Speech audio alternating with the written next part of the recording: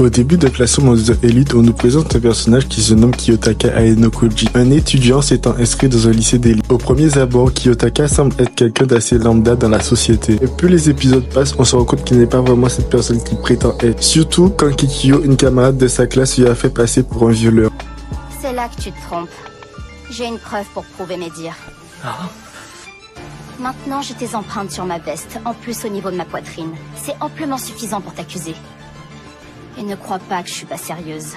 Au vu de sa réaction, on comprend très rapidement que Kiyotaka contrôle très bien ses émotions, car beaucoup d'entre nous dans cette situation auraient cédé. Au lieu de se concentrer sur la menace de Kikyo, Kiyotaka analysait déjà son opposant et au fil du temps, on comprend que Ayanokoji sait tout faire, que ce soit aptitude physique, intelligence sociale, intellect, manipulation, adaptation, maîtrise des émotions et encore bien d'autres. Kiyotaka fait partie de ces rares personnes n'ayant pas eu le choix durant son enfance. Il a vécu dans un établissement appelé la White Room. La White Room est une expérience consacrée à faire des enfants des génies dans tous les domaines, peu importe leur gène ou leur descendance. De cette expérience, Kiyotaka a expérimenté lors du combat martial, maîtrise des émotions dans des situations stressantes, lors de la stratégie au jeu d'échecs, détachement de soi, réflexion, avoir 3 coups d'avance. Je pourrais vous en citer encore pas mal, mais un point revient. Ayanokoji serait-il l'humain parfait? Après avoir cité toutes ses capacités qui ne font même pas 20% de son génie, beaucoup de personnes diraient oui. Rappelons-nous de ce que j'ai dit. Il n'a jamais eu le choix dès son enfance et c'est ce qui l'a poussé à quitter la White Room pour vivre sa propre expérience aux communautés. On fait connaissance d'un professeur, Madame Shabashira, qui remarque tout de suite les capacités d'Ayanokoji. Et directement, Madame Shabashira lui fait un chantage. Sans croire que s'il n'aidait pas la classe à passer en classe A, alors il serait renvoyé. La classe D est considérée comme les déchets du lycée et qui n'auront sûrement aucun avenir. On se rend compte que Kiyotaka est esclave de quelque chose, mais nous allons y revenir plus tard. Les jours passent et le père de Kiyotaka rentre dans son lycée pour un unique but, le ramener de la White Room.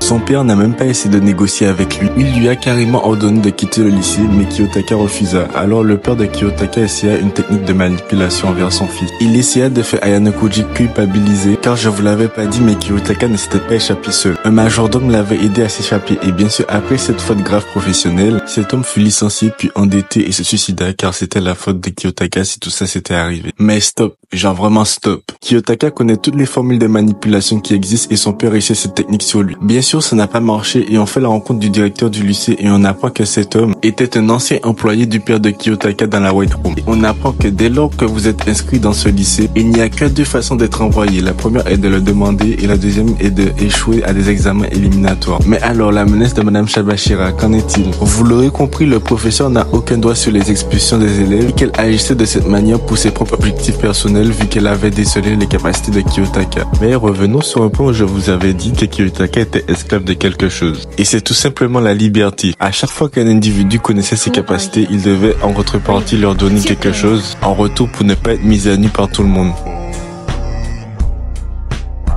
I will help you get to Class A, like I promised. But What? don't go prying into my life. Et plus les épisodes passent, plus on voit sa réelle personnalité.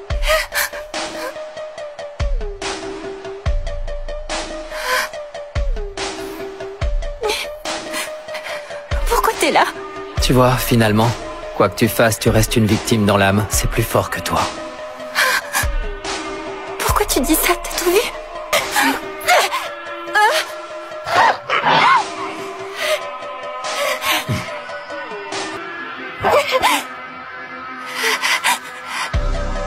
Alors vas-y, écarte les jambes.